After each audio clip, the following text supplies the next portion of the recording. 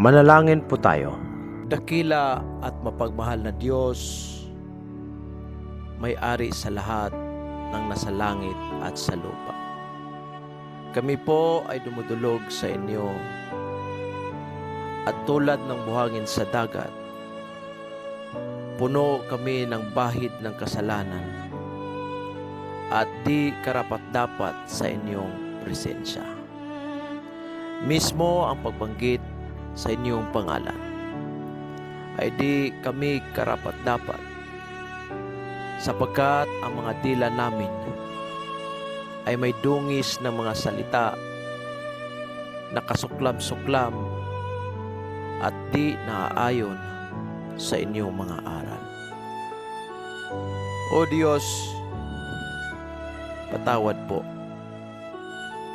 Patawad sa lahat ng nagawa namin, maging sa aming mga galaw, pag-iisip o pananalita. Sa kawalan ng inyong gabay, kami po ay walang silbi.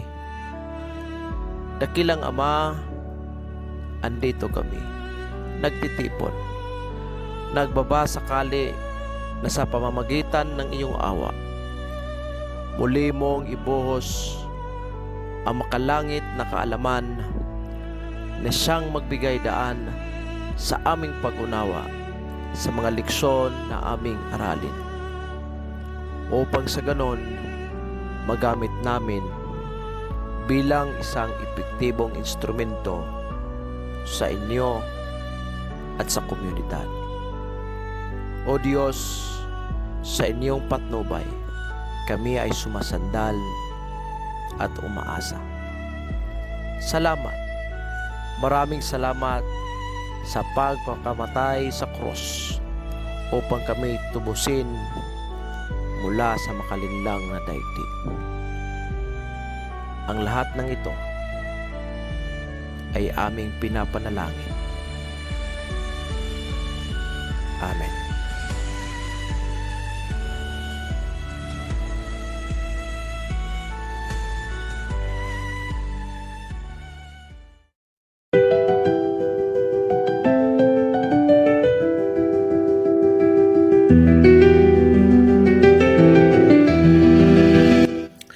Good morning po sa lahat ng mga kaditi nationwide in Luzon, Visayas, and Mindanao, sa lahat po ng mga graduates preparing for the upcoming Criminologist Licensure Examination. Welcome po sa discussion natin sa subject na evidence. Finally po, ang daming nag-request po para i-discuss natin ang subject na ito.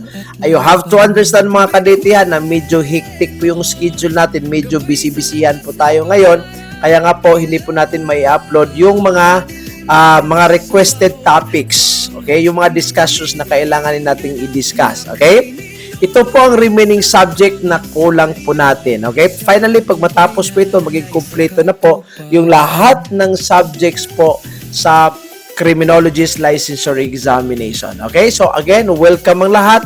Sa lahat din po ng hindi criminology, mga non-criminology students, probably may mga law students po tayo ngayon, welcome din po sa plataforma na Bikoyno. Ang Bikoyno po, isa po itong channel sa YouTube na nagbibigay po ng libre, comprehensive, and aligned, TOS aligned po na discussion. When I say TOS, ito po yung Table of Specifications para po sa Criminologist Licensure Examination.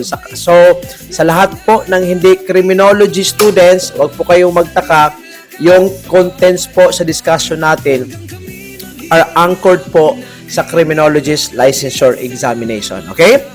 Bago po ang lahat, I'd like to advertise again mga kaditi who are listening right now, sa mga estudyante pa lang, pati na po, most especially sa lahat po na nag-prepare ng board examination na nagsi-self-review lang. Okay? Pag nagsi-self-review lang po kayo, it is a must na magkuha po kayo ng Bikoyno book. Okay? Ang Bikoyno book po natin, nakakompile na po yan, 2 chapters po. Unang chapter, synthesize na po ng mga review material sa lahat ng subject. Naka-arrange na po yan per major area. Okay?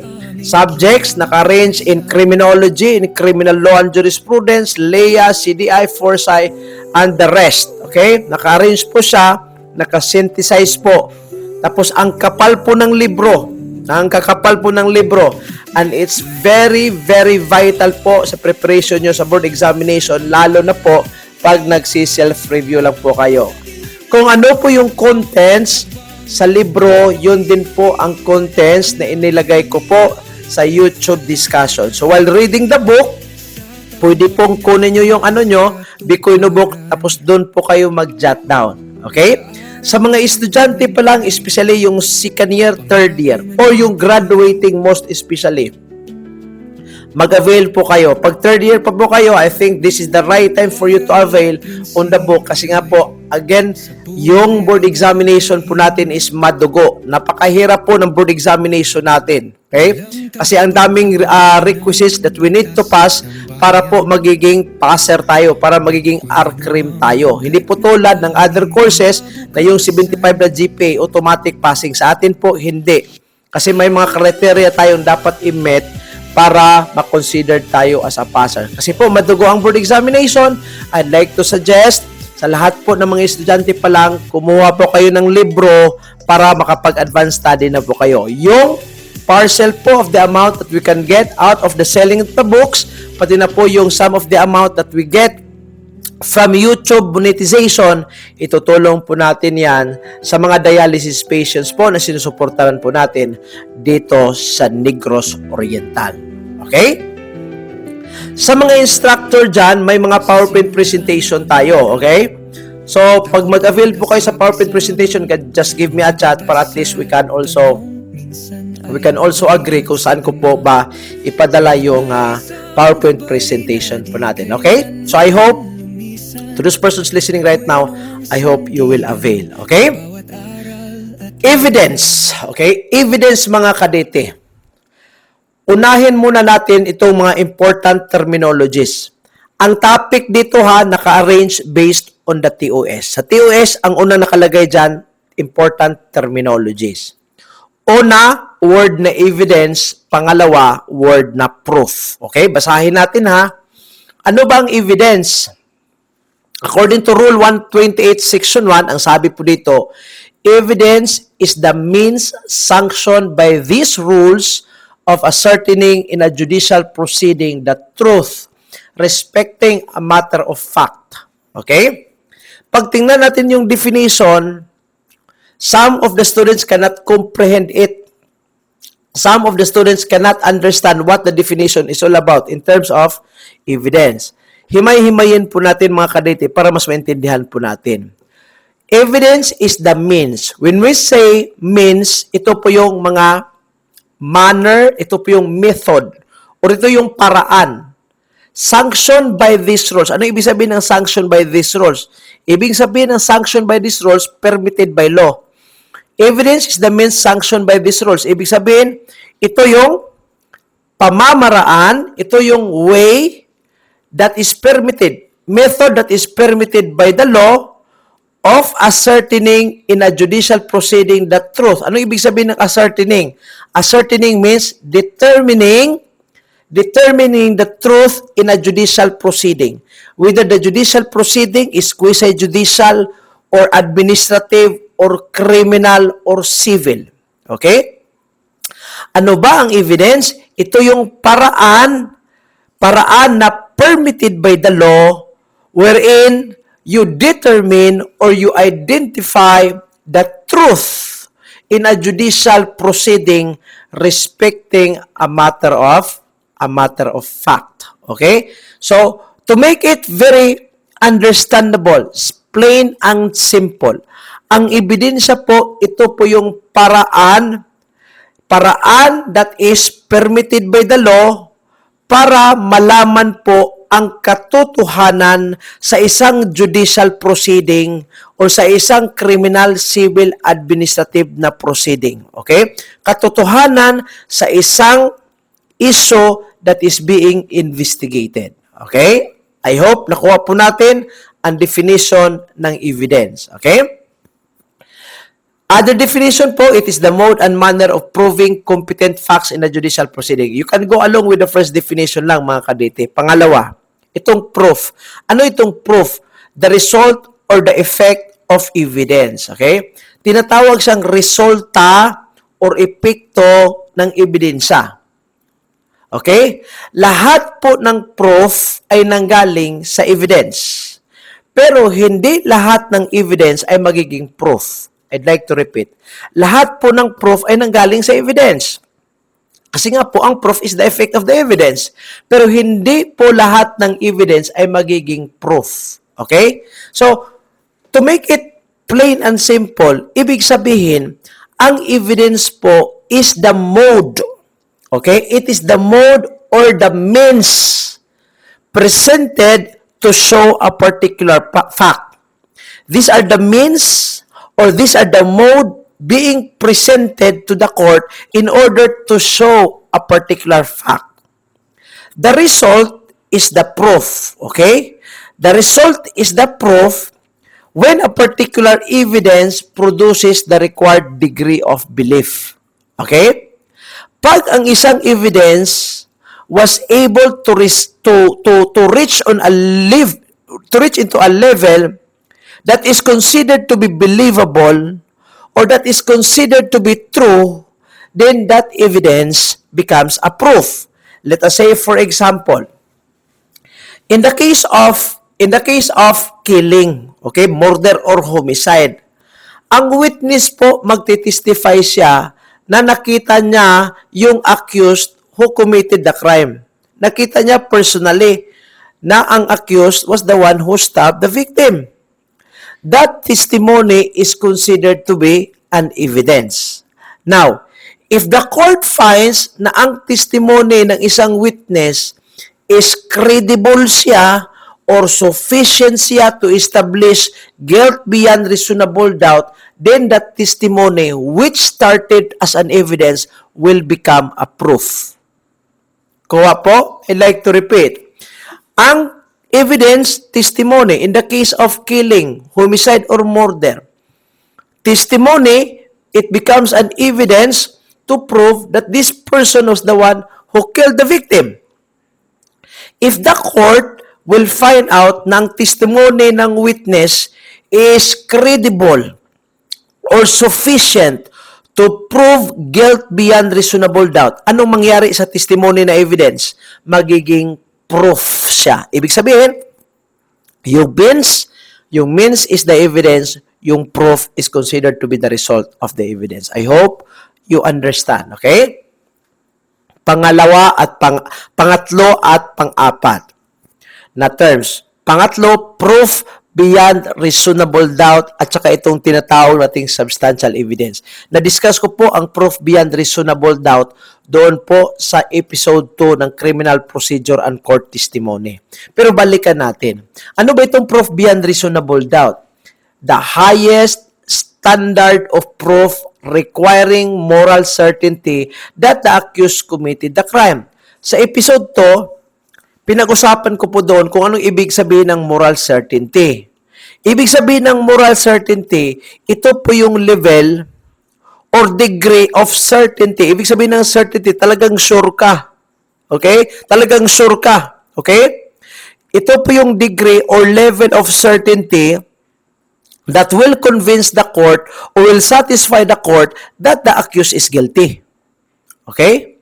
Anong ibig sabihin ng moral certainty? Ito po yung degree of certainty wherein the court will be convinced that the accused is really guilty beyond reasonable doubt. Ibig sabihin ng beyond reasonable doubt, talagang walang hesitation. Okay? Walang hesitation. Walang ni mismong katiting na doubt. Okay? So, proof beyond reasonable doubt. So, moral certainty, ito po yung degree, ito po yung level po ng certainty na mag-convince po sa korte na itong accused na ito is guilty po. Okay? So, proof beyond reasonable doubt, tinatawag siyang the highest standard of proof para po requiring moral certainty that the accused committed the crime. Ano naman itong tinatawag nating substantial evidence? May similarity yan ha. Ibig sabihin ng substantial evidence ganito, amount of relevant evidence which a reasonable mind might accept as adequate to justify a conclusion. Ano ang substantial evidence? Amount of relevant evidence. Ano ibig sabihin ng relevant evidence? Yung evidence po na related sa kaso. Okay? Yung ebidensya po that has something to do in proving a particular issue in a certain crime. Related siya. Relevant. Okay? So, ito po ay isang ebidensya po na necessary po siya to support or to justify a particular conclusion. Okay?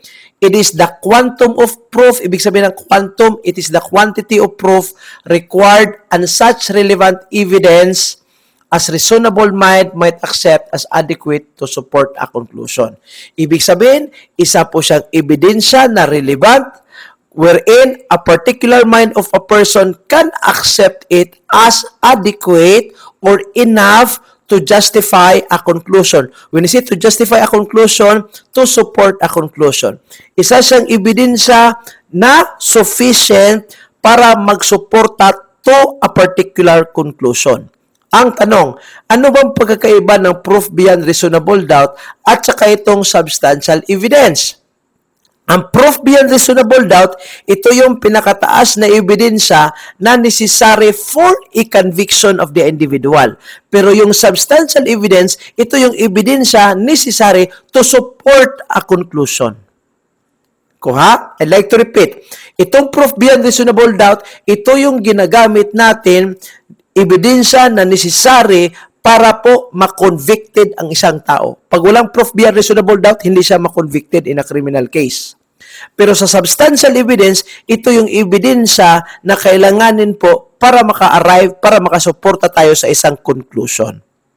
Okay? Para mas maintindihan mga kadete, nilagyan ko po ng table para may difference. Okay?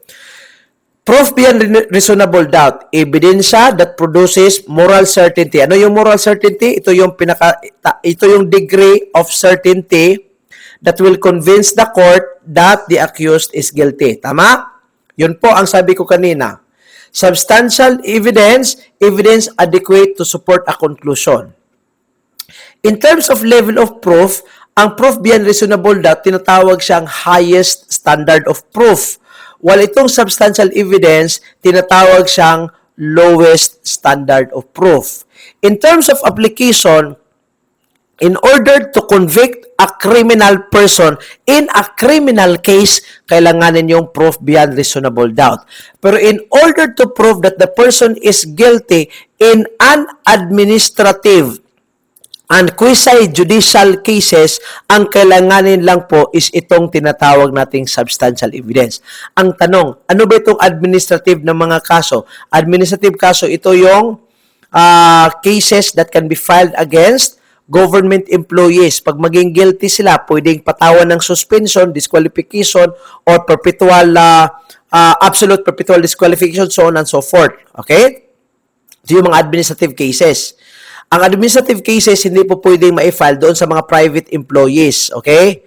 Ang administrative cases na tinutukoy dito, ito yung mga administrative cases against government employees. Let us say, for example, grave misconduct on the part of a mayor. Okay? Ang grave misconduct is basically an administrative case against the mayor. So, administratibo yan. Pag quasi-judicial cases naman, ito yung mga kaso decided by the quasi-judicial agencies. Remember mga kadete that under Batas Pambansa Bilang 129, may tatlo po tayong organization ng courts. Una, regular courts. Pangalawa, itong special courts. Pangatlo, itong quasi-judicial agencies. I will not talk about regular or special courts kasi diniscuss ko po ito sa intro to CJS. Okay? Doon po ako mag-discuss sa quasi-judicial agencies. Bakit tinatawag siya quasi or semi? Bakit semi? Kasi nga po, ang korte na ito, nagpa-function siya as a court, but it does not follow the formal criminal procedure. Ang korte na ito will only function based on the nature of its office. For example, let us say labor disputes. Okay? Ang isang empleyado was terminated unjustifiably. Walang enough reason.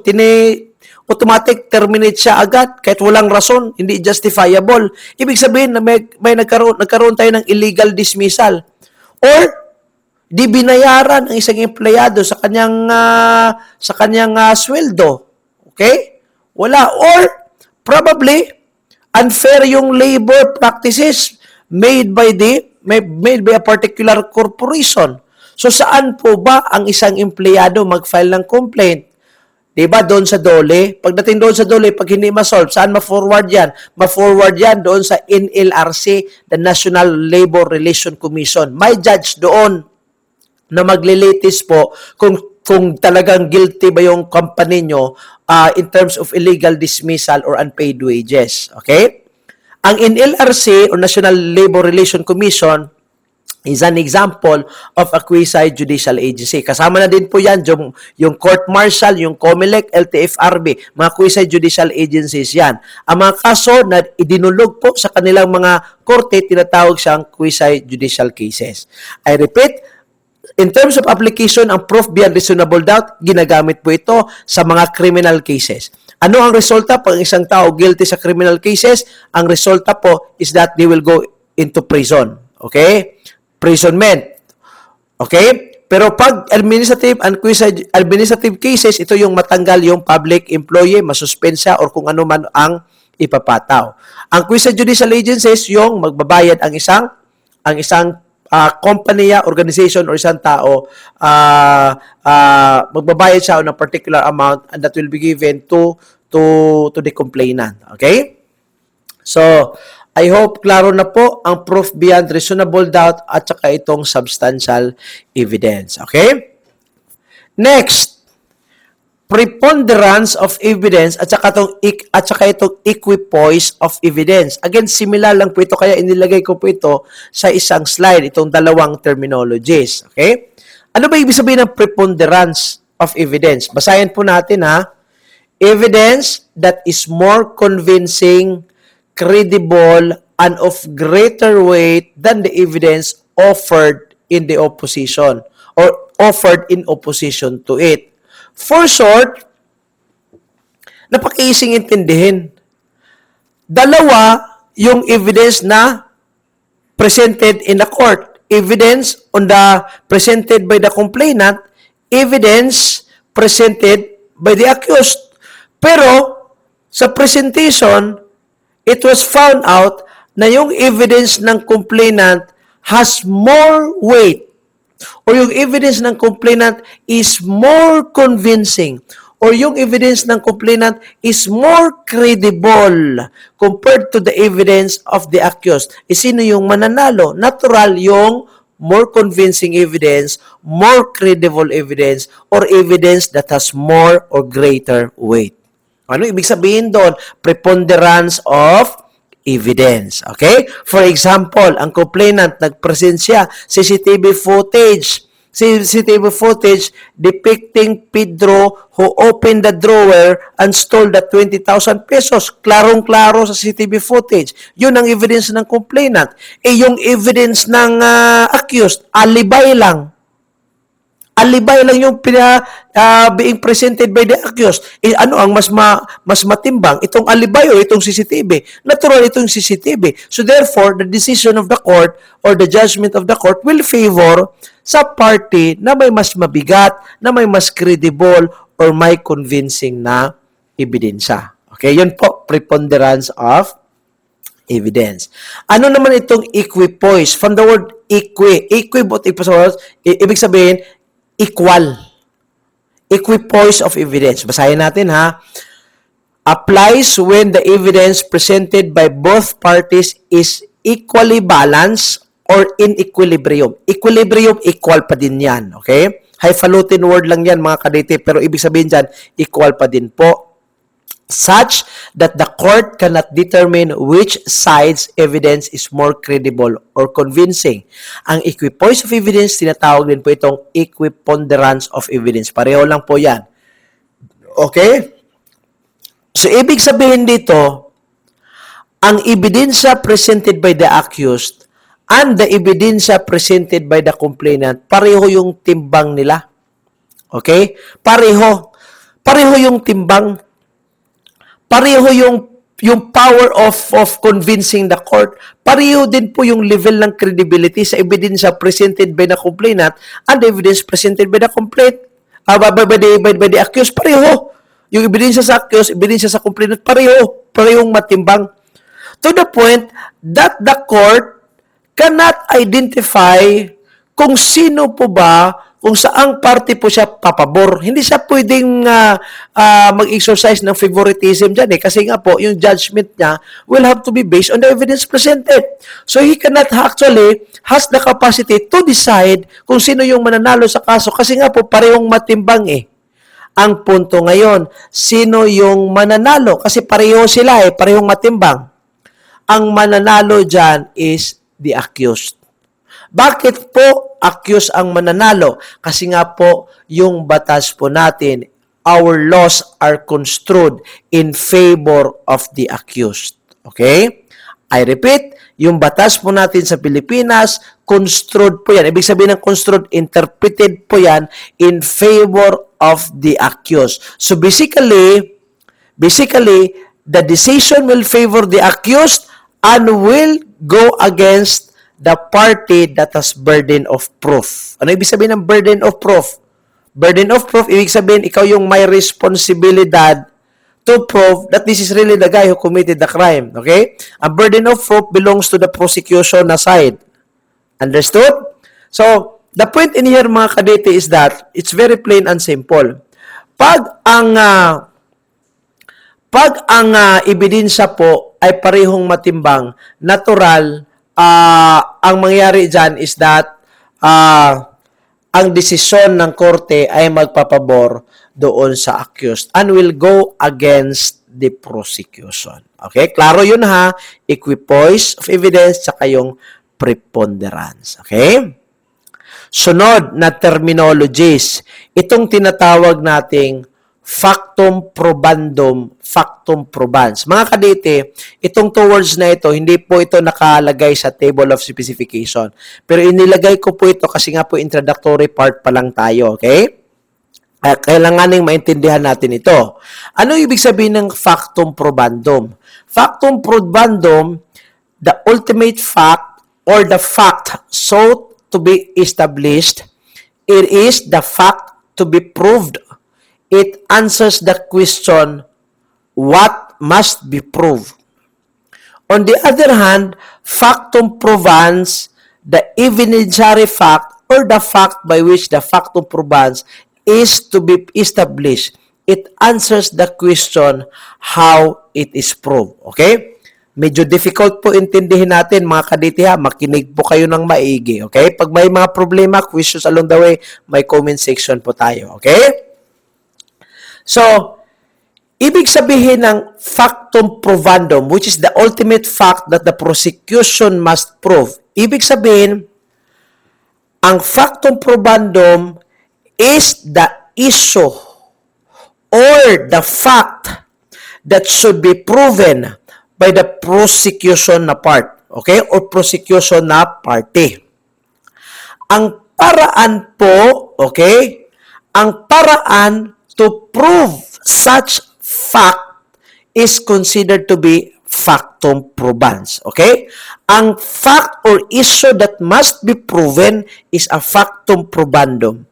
Ang paraan or ang ebidensya that will prove such issue or such fact is known as factum probans. Lagyan po natin ng example again mga kadete para mas maintindihan po natin. Let us say, for example, factum probandum. Factum probandum, ang fact nga dapat nating i-prove ganito. I-prove natin that it is one who unlawfully murdered or one who unlawfully killed Pedro. Ano yung fact that we are going to prove? To prove that it was Juan who killed Pedro. Juan who killed Pedro. Proving that it was Juan who killed Pedro, kailanganin natin yung ebidensya. Ang eyewitness who saw the killing is the so-called factum probans. Ang fact of proving that it was one who committed the crime is known as factum probandum. Okay, I'd like to repeat. Ang factum probandum, mga kadete, ito po yung fact po natin na, or issue natin na dapat nating i-prove sa korte. Ang paraan o yung means na siyang magpo-prove sa existence of a particular fact is known as factum probans. Again, example po natin ha. Ibalikan ko po. Example po natin, factum probandum to prove that it was Juan who killed Pedro. Factum probandum yan. Sunod, ano yung means para ma-prove that it was Juan who killed Pedro? Probably, mag-present ka ng eyewitness who saw the whole incident, or probably CCTV footage that depicts the accused killing the victim. Yung paraan po, itong ebidensya like testimony or CCTV footage, ito yung paraan para ma-prove yung factum probandum. Ang paraan na ito yung tinatawag nating factum probans. Okay? So yung eyewitness, saka yung CCTV footage, mga factum probans yon na siyang magpo-prove sa factum probandum. Okay? I hope I am not confusing. Okay? So, I hope naintindihan mga kadete ha. I'm really trying my best na maintindihan po. If there's a need for me to go down to your level for mas maintindihan, gagawin ko po. Para at the end of the day, may makukuha po kayo, may maibaon po kayo for the upcoming criminologist licensure examination, especially yung nagre-review right now. Sa lahat ng nag-self-review, okay lang po. No need. Just trust God. Trust this process that you are doing right now. Papasa po kayo, okay? Lahat ng ginagawa natin, puro updated yan at saka align sa latest table of specification. Okay? Punta tayo sa evidence according to forms. Tatlo lang po yan, okay? Very easy. Una, testimonial. Testimonial evidence, ito yung evidence that consists oral statements coming from witnesses. Okay? Under oath, in court, or in a deposition. Okay? Testimonial evidence po yan. Pangalawa, object or real or physical evidence. Very easy. Ito yung ebidensya that addressed to the senses of the court and presented for inspection. Okay? Ano yung address to the senses? Ano ibig sabihin dyan? Ito yung makikita natin. Sense of seeing. Ito yung matouch natin. Sense of touch. Okay? So, sense of hearing, sense of taste. Anything that will address to the senses is considered to be an object, real, or physical evidence. Huwag kalimutan, ang object, real, or physical evidence is tangible. Ang lumabas sa CDI, I think it was CDI or CLJ. Ang lumabas po doon, nakalagay doon is, which of the following evidence has mass and occupies space? Which of the following evidence? A, B, C, D. By the way, wala po tayong pag plural, evidence lang po yan. Yung word na evidence, pwedeng plural, pwedeng singular yan ha. Which of the following evidence has mass and occupies space? Ibig sabihin ng mass, may width, may length, may height, may shape siya. Occupy space, natural. Mag-occupy siya ng space. Kasi nga po, you can touch it. It's tangible. Anything that has mass and occupies space, ang sagot natin, physical evidence. Alright? May other definition din po tayo ng physical evidence. Lagay natin later on the next slide. Okay? Documentary evidence, ito yung evidence consisting of writings, recordings, photographs, electronic documents, or other materials containing information. To know more about this, may question document discussion po tayo. Question document examination. Andun po yung discussion natin about documents. Okay? Anything that has symbols, that contains numbers, letters, or anything that convey a message, that contains a disposition, an agreement, or a contract, documents po yan. Okay? So, yung mga email, digital evidence, okay? Digital evidence or digital data shall be part of what we call as documentary evidence. Okay? Ito yung sabi ko kanina, physical evidence. Okay? Another definition of physical evidence. Again, physical evidence, ito yung has mass and occupies space. Sa context po ng CDI or crime detection and investigation, dinidefine din po ang physical evidence as articles and materials which are found in connection with the investigation and which aid in establishing the identity of the perpetrator of the crime or the circumstances under which it was committed. It's plain and simple. Ito yung mga articles and materials na makukuha natin sa crime scene or ito yung mga articles and materials na magagather natin na may connection po siya sa ongoing investigation. Okay? Tatlo po ang klase ng physical evidence natin. Physical evidence tangible, matouch siya, addressed to the senses. Una, associative. Pangalawa, tracing. Pangatlo, corpus delicti. Ang lumabas mga kadete, itong associative evidence sa bago na curriculum. In the old curriculum, lumabas din ito. Ang tanong doon, ang fingerprint, anong type of physical evidence? Ang sagot, associative. Ang fingerprint, anong type of physical evidence? Ang sagot, associative evidence. Now, here's the trick. Tingnan nyo po ang naka-highlight na word, links and assist. Okay? Links and assist. Pag ang nakalagay sa board examination, evidence which links the suspect to the crime scene, ang sagot natin, associative evidence. Okay? Pero pag ang tanong, articles or evidence which assist the investigator, ang word is assist. Assist the investigator, ang answer po natin, tracing evidence. Okay? Anything that will assist the investigator in tracing the location of the suspect, tracing evidence po siya. Okay? Blood spots, semen, hair that is found at the crime scene, yun, mga associative evidence yun. Tracing evidence, yung ebidensya po that was taken out from the crime scene. Like for example, when you go to the place of the suspect, you notice that the spike of the shoes of the suspect contains soil. And when you examine the soil has the same composition with the soil where the dead body of the victim was deposited. Magiging tracing evidence yun. Pati na po, let us say, bait money. Ang bait money po, ito po yung pera ng serial number po nito, nire-record ng bangko. Ininakaw ng robber.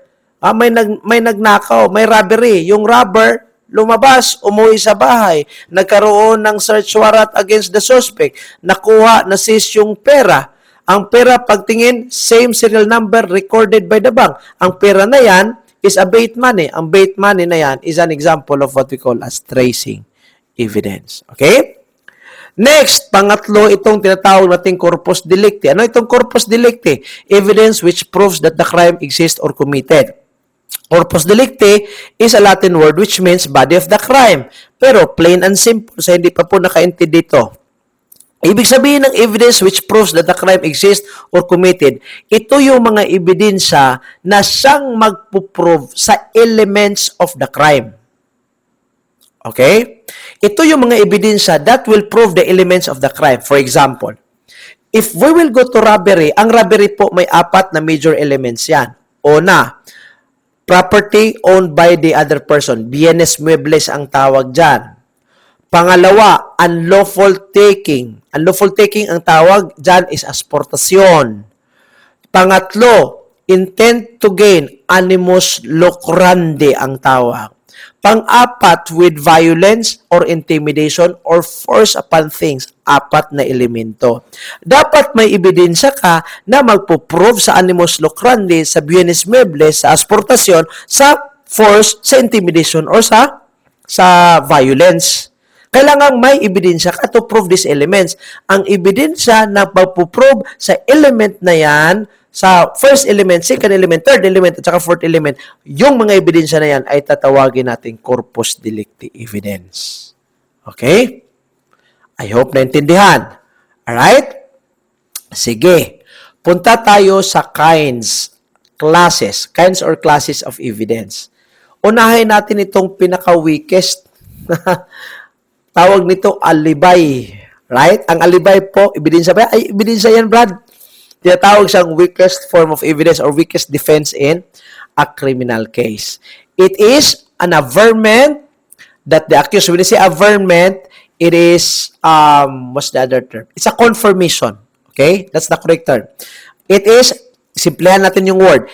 Instead of averment, ang gamitin natin is confirmation. It is a confirmation that the accused was at another place for such time that for him to have been at the place where the act was committed at the time of his commission. Napakasimple lang. Ano yung alibay? Alibay, nagkaroon ng krimen, 10 o'clock in the evening. Sabi mo, I was not there at the crime scene. Ang pagsabi mo po that you were not there at the crime scene is a form of alibi. Okay? Ang tanong ngayon, may mga pagkakataon ba ng alibay can acquit a person or can acquit the accused? Yes.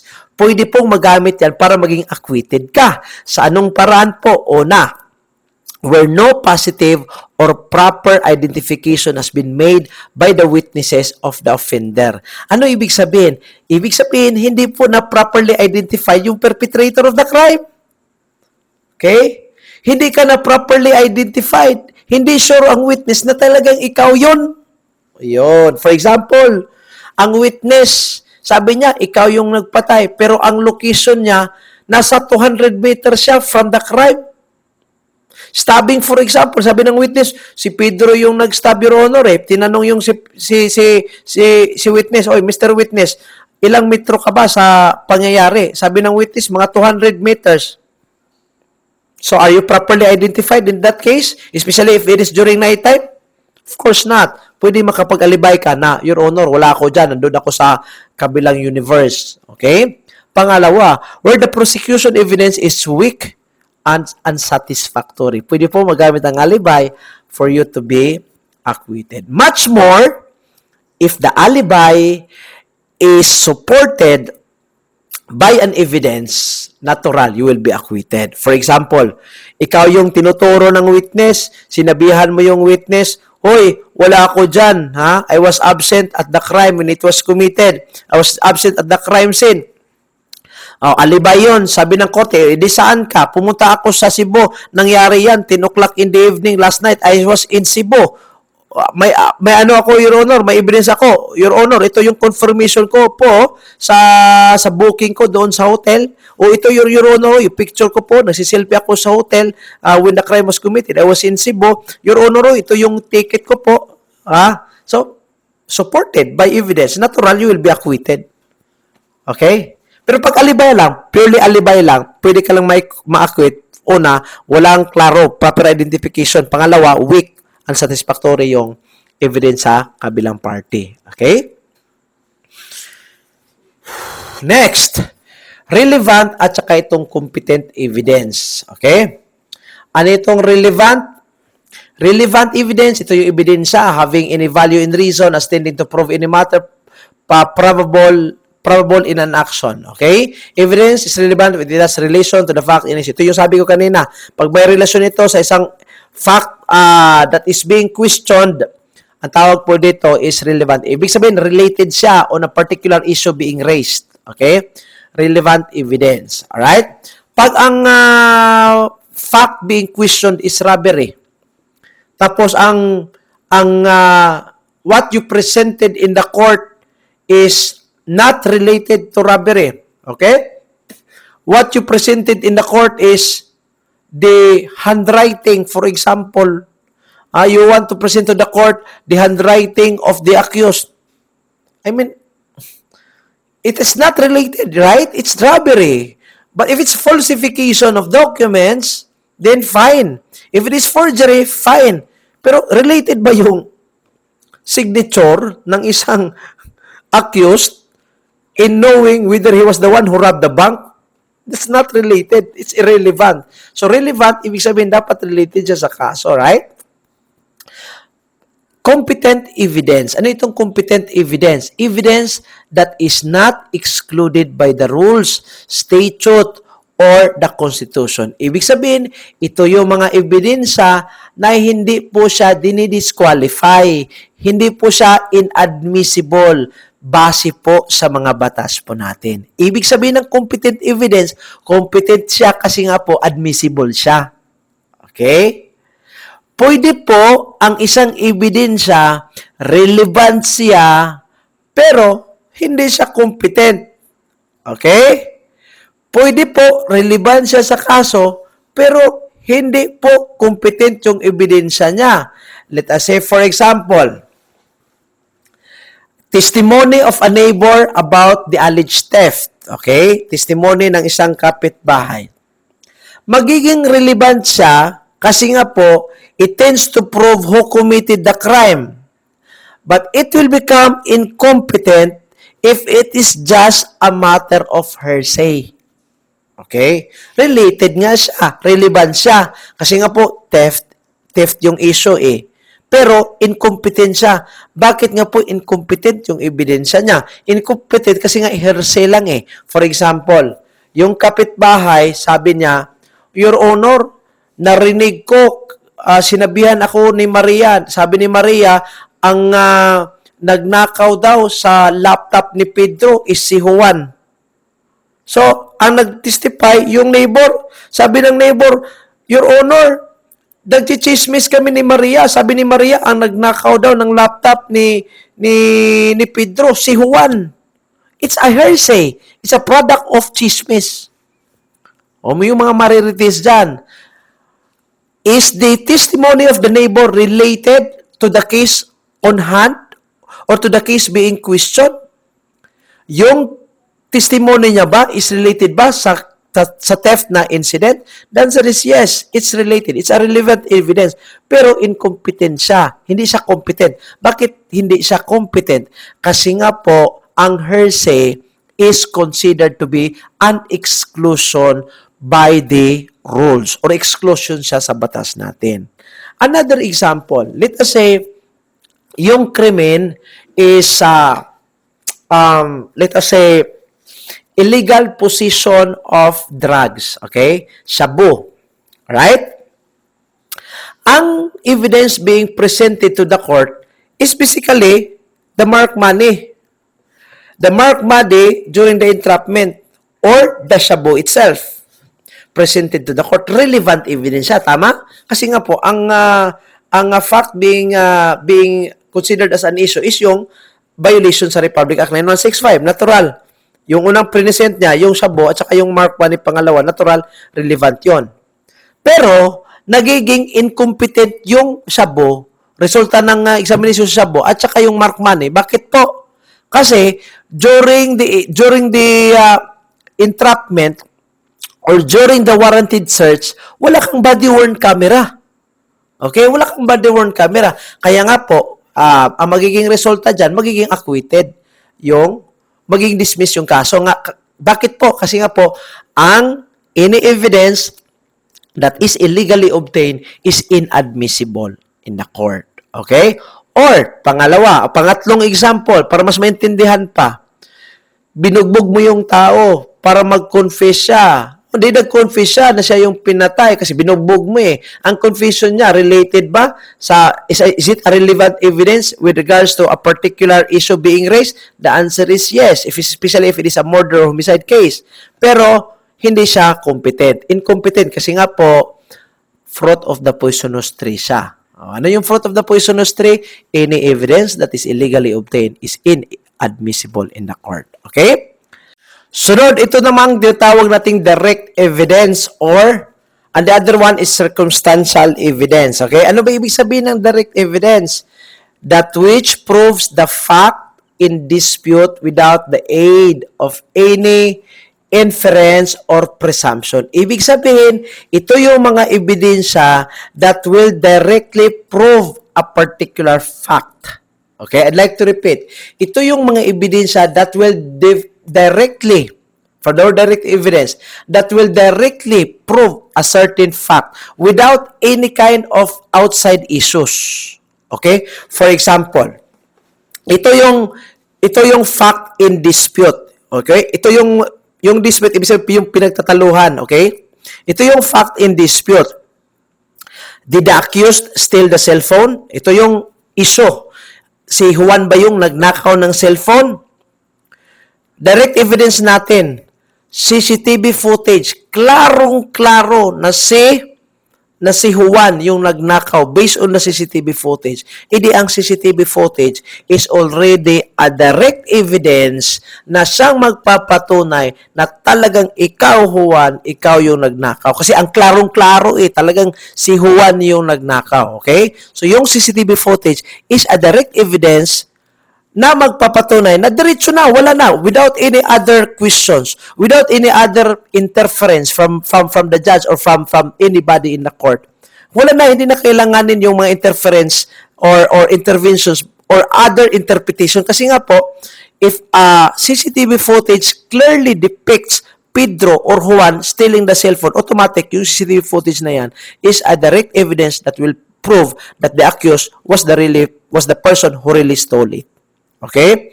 Direct evidence po ang tawag. Okay? Next, circumstantial evidence. Ano naman itong circumstantial evidence?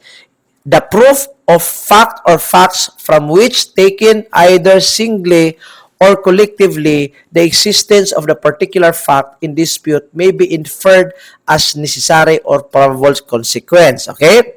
Ano ba itong circumstantial evidence? Napaka-highfalutin po ng definition mga kadete. Circumstantial, ibig sabihin ito yung mga circumstances, mga events, mga situations, okay? Mga happenings that if you will knit it together, will tell you that it is the one or this individual was the one who committed the crime. Okay? Ito yung mga pangyayari na pag pinagtumpi-tumpi mo, you will actually know that this is really the guy who committed the crime. Let us say, for example, nung naglakad ka, nakita mo may isang tao. Let us say, person ABC. Si person ABC, yung t-shirt niya, there are red spots everywhere. Yung red spots parang you're not sure, pero parang blood. Okay? You notice that he was holding a knife. Yung knife din po, may tainted with red color. Okay? And when you take a look at his face, he was as if he was in panic. Tapos namumutla siya. Tapos he was running from a particular, he was running as if he was escaping from something. He was running from a corner going to the other direction. Una, nakita mo, nagkaroon siya ng spots, blemish sa kanyang t-shirt, red color. Pangalawa, nakita mo, holding a knife, may red spots siya. Pangatlo, nakita mo, namumuta, nagpapanik siya. Pangapat, nakita mo, he was running from the corner, okay? Nung pumunta ka sa corner where he was running from, nakita mo ang isang biktima lying on the ground, oozing with his own personal blood, assumed that he was killed because of stab wound. Ang tanong, nakita mo ba na si this person was the guy who stabbed the victim? Ang sagot, hindi. Pero based on the circumstances mentioned a while ago, that will tell you, that will give you a conclusion that the guy who committed it was that guy who was running from the crime scene. Kasi nga may circumstances So ang tawag doon is circumstantial evidence. Okay? May board exam question tayo dito mga kadete. Pedro was found dead in his apartment. No witness saw the killing. However, the prosecution proved that, una, the accused was the last person seen with Pedro. Pangalawa, the accused fingerprints were on the murder weapon. Pangatlo, the accused fled immediately after the incident. What kind of evidence is this? Ay natural, answer natin, circumstantial evidence. Okay? Okay, circumstantial evidence. Pero pag may CCTV footage, directly depicting Pedro, na talagang siya yung nagpatay, siya yung pumatay, CCTV footage, pag klarong-klaro talagang siya, magiging direct evidence yun. Okay? Okay, next. Let us go to ito. Lumabas ito mga kadete sa previous board examination, itong cumulative at saka itong corroborative evidence. Okay? Unahin natin itong cumulative evidence. Cumulative evidence, okay? Evidence of the same kind, pareho siya na evidence and to the same state of facts. Ibig sabihin, parehong evidence na nagpo-prove ng isang facts being questioned or facts on dispute. Okay? It is the testimony repetitive of testimony. Ay nako, ganito talaga ang batas sa mga kadete ha. You have to understand. It's constructed, yung statements are constructed in somewhat like a riddle. Okay? Testimony, repetitive of a testimony. Anong ibig sabihin dyan? Testimony, that is a repetition of the testimony of the other person. Okay? A testimony that is a repetition of the testimony of the other person. Okay? It is additional evidence which merely reinforces testimony previously given. Ibig sabihin, nagsusupport lang siya sa previous na testimony given by other person. Okay? Lagyan natin ng example ha. Example, cumulative evidence ito ha. Let us say, ang fact being considered as an issue is, did Juan shoot Pedro? Si Juan ba ang pumatay kay Pedro? Ang bumaril kay Pedro? Una, si witness A, ningon siya. Si witness A sabi niya, totoo po, si Juan, nakita ko, siya po ang bumaril kay Pedro. Pagkasunod, isinalang yung witness number 2. O sabi ng witness number 1, totoo, si Juan yung pumatay kay Pedro. To solidify or to put more credibility on the testimony, isinalang yung pangalawang witness, witness number 2. Sabi ng witness number 2, ako din po, nakita ko personally, si Juan talaga yung pumatay kay Pedro. Yung witness to, ano ang ginawa ng witness to? Nagtitestify siya, sinusupport niya lang po yung testimony ni witness 1. Okay? Cumulative evidence yon. Or, isinalang uli another witness, witness number 3. Sabi ng witness number 3, ako din po, nakita ko si Juan talaga yung pumatay kay Pedro. O yung testimony ni witness 2 at saka ni witness 3, nagsusupport po, nagre-reinforce sa previous testimony ni witness 1. Okay? So, ang tawag doon po is cumulative evidence. Kasi nga po, same nature lang po yung being proven. Same nature lang po yung being proven, like eyewitness testimony, and they are also proving the same fact already testified by witness number 1. Okay? So, yon ang ibig sabihin ng cumulative evidence. Cumulative, may isang testimony at may isang testimony from one witness, and then may other witnesses who will support the testimony of the first witness. Okay? Next. Ano naman itong corroborative evidence, mga kadete? Very easy. Ano itong corroborative? Corroborative evidence, additional evidence of different character to the same point. Ibig sabihin, ebidensya na separate, ibang ebidensya na nagsusupport sa ibang ebidensya. Okay? Ebidensya na nagsusupport sa ibang ebidensya. Okay? For example, let us say, si Juan ba ang pumatay kay Pedro? Okay? Yun ang issue natin ha. Si Juan ba ang pumatay kay Pedro? Unang evidence, ang isinalang is witness. Okay? Eyewitness testimony. Okay? Sabi ng witness, totoo po, si Juan was the one who killed Pedro. Okay? In order to support the testimony of the witness, may CCTV footage being presented. Sa CCTV footage, nagpo-prove din po kasi nakadepict doon, nakita doon sa CCTV footage na talagang si Juan yung pumatay kay Pedro. Yung CCTV footage is a separate evidence that supports another evidence. Ano yung another evidence? Yung testimony. Hindi naman pareho yung testimony at saka yung CCTV, di ba? So, ano yung unang evidence? Testimony coming from the witness saying that it was Juan who killed Pedro. Sinusuportaran po yung testimony na yan based on CCTV footage. Yung CCTV footage, tinatawag siya corroborative evidence. Or number 2, ballistic examination. Nung nag-undergo siya ng ballistic examination, it was found out na talagang si Juan fired a gun. Yung resulta po ng ballistic examination will support the testimony of the witness that it was really Juan who killed Pedro. Ang ballistic examination is a separate evidence that supports the testimony of the witness, which is also a separate one. So therefore, yung ballistic examination, yung CCTV footage are known to be corroborative evidence. Okay? Klarong-klaro yan, mga kadite. Okay? Ang ganda ng pagka-discuss natin. Talagang, talagang helping the students to really understand the terms. Okay? Sunod, expert evidence, prima facie, at saka itong conclusive. Napaka-easy lang. Prima facie, ibig sabihin at first sight or on its face. Pag prima facie evidence, ito yung ebidensya na tinatawag nating stand-alone evidence. Huwag kalimutan na, stand-alone evidence. Bakit siya tinatawag na stand-alone evidence? Kasi nga po, pag walang mag-contradict, okay? Pag walang mag-contradict dyan, enough na po siya to provide conviction against the accused. Prima facie evidence po.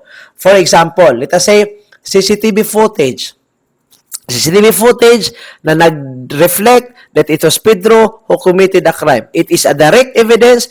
CCTV footage is also a prima facie evidence that he was really the one who committed the crime. Pero pwede siyang ma-question or ma-challenge. Pero pag walang mag-challenge, natural, enough na siya to prove that it was really this guy who committed the crime. Okay? Prima facie. Stand-alone evidence siya. Okay? Stand-alone evidence, kasi nga po, ito po ang ebidensya enough to convict a person if that evidence is unchallenged or uncontradicted. Okay? Ano naman itong expert witness? Expert witness, ito yung testimony by an expert person. Okay? Testimony of one possessing in regard to a particular subject or department of human activity, knowledge not usually acquired by other persons. Ibig sabihin, may kaalaman siya na wala sa ibang tao. For example, ikaw lang yung may kaalaman sa question document examination o yung QD examiner is an expert witness. Yung testimony niya, testimony ng QD, question document examiner, tatawagin nating expert evidence. Or, let us say for example, forensic ballistician, nagpe-present siya na ang bullet coming from the crime scene at saka itong firearm ginagamit sa pagpatay ng isang tao. Ang kanyang testimony shall be part of what we call as an expert evidence. Siya na nagtitestify, siya ay expert witness. Okay? Next is conclusive evidence. Okay? Huwag po kayong malito sa conclusive at saka prima facie. I-identify natin ang difference sa kanilang dalawa. Conclusive evidence, ito yung evidence that the law regards as so decisive that it cannot be contradicted, rebutted, or disproved by other evidence. Okay? Ito po yung ebidensya daw na talagang magbibigay po siya ng conclusion, talagang magbibigay siya ng inference or findings na hindi po pwedeng i-contradict, hindi po pwedeng i-challenge, hindi po pwedeng i-disprove. Kung yun po ang result, yun na yun. Even the court has judicial notice on it na hindi po sila magki-question. Okay? Ito yung mga ebidensya na siyang magpo-prove on a particular fact being questioned, and then conclusive siya kasi nga po hindi pwede siyang makontradict ang result na yan. Hindi siya pwedeng ma-challenge. Okay? Hindi mo pwede sabihin, oy, mali ka. Kasi nga po hindi conclusive siya eh. For example, DNA result. Okay? For example, nakalagay sa DNA result, 99.99% similarity or that this DNA from this daughter is the same with the father. Are you going to question it? O hindi mo yan maki-question, Brad. Okay? You cannot question DNA result. So basically, ang DNA result is what we call as conclusive. Okay? Conclusive siya. Nobody can question it. You cannot say to the court, Your Honor, pwede bang magpa-DNA ako uli because I question the result? No. conclusive po siya. Okay?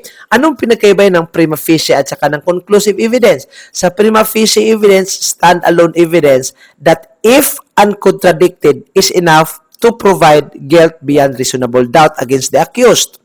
Ibig sabihin, ang prima facie, pwede siyang makontradict. For example, CCTV footage, nakalagay doon, depicting a suspect committing a crime. Pwede bang i-challenge yan? Pwede. Sabihin mo ngayon, Your Honor, that was my twin brother. You challenge it, right? Your Honor, kamukha ko lang po yan eh. Oh, that's that's contradicting, right? With a prima facie evidence. So, pwede siyang makontradict yung prima facie evidence. Pwede siyang ma-challenge. Pero itong conclusive, Brad, ay hindi pwede. Hindi pwede sabihin mo, Your Honor, I'd like to challenge the result of the DNA. Hindi pwede. It's conclusive, right? It is a conclusive evidence. Okay. Second to the last slide, positive at saka negative evidence. Very easy lang ito mga kadete. Very easy. Sa positive evidence, ang witness po will affirm that a fact did or did not occur. Okay? Pag negative, opposite po siya. When a witness states that he did not see, he did not know of the occurrence of a particular fact. Okay? Very easy to understand. Sabutable na po yan. I will not delve more on it. Okay? Ito, last slide po natin. Exculpatory evidence, inculpatory, at saka yung self-serving. Okay? Pag exculpatory evidence, evidence which will excuse a person from an alleged fault or crime. Ibig sabihin, ito yung ebidensya that will clear the name of the person or that will excuse the person or will justify or absolve the person from any criminal liability. Okay? For example, ang fact being questioned is robbery that happened in Cebu at 10 o'clock in the evening. Nag-present ka ng exculpatory evidence para ma-absolve ka sa kaso o ng ebidensya o ng exculpatory evidence na you presented in the court. Ang binigay mo po is yung hotel record confirming your stay in Manila. Okay? Nangyari yung krimen last night, 10 o'clock in the evening. Pero may hotel record ka that during that time, andun ka sa Manila. Yung record po na you presented in the court, magiging exculpatory evidence kasi nga po, yung ebidensya na yan ay mag-a-absuelto sa'yo. Okay? Or may airplane ticket ka na pumunta ka sa Manila when the crime was committed, exculpatory evidence. Okay? So, you will not be incriminated. Pero yung ebidensya that will implicate or will incriminate you, which is opposite of the exculpatory, itong inculpatory evidence. Okay? Ang inculpatory evidence, mga kadete, again, ito yung mga ebidensya po na siyang mag-i-implicate sa iyo sa krimen na yan. Okay? Lastly, itong self-serving evidence. By the way, ang self-serving evidence, inadmissible yan ha. It cannot be used as evidence in the court. Basahin natin.